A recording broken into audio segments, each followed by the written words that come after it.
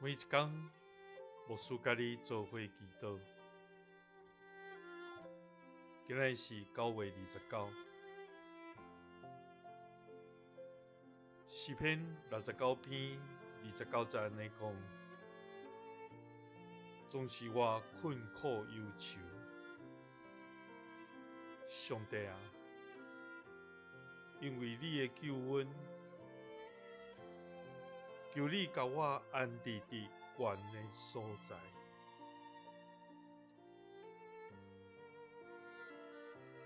三甲来祈祷，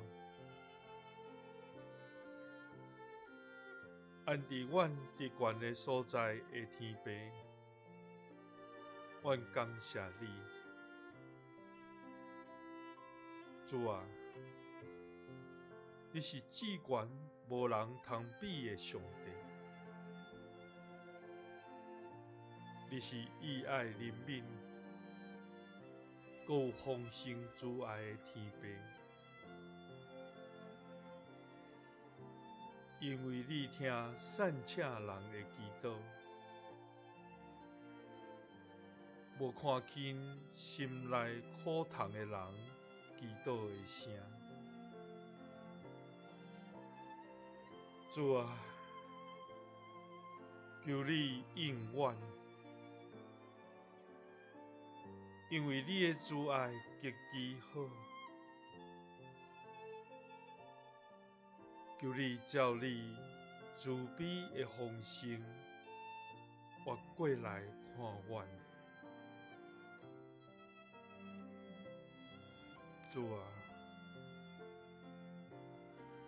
阮的忧苦满满，阮对头前的路不可知，充满惊吓。阮的心因为哀伤，将你用目屎做饭食。主啊，阮的忧苦要到几时？阮的心忧闷要到几时？求你怜悯阮，毋通暗面毋看阮。求你因为你的救恩，甲阮安置伫悬的所在。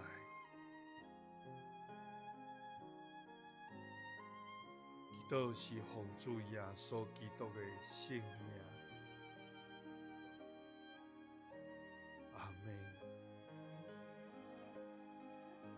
感谢主，伊知影咱的困苦忧伤，伊要因为伊的救恩，将咱安置伫悬的所在。耶稣听你，赐你平安。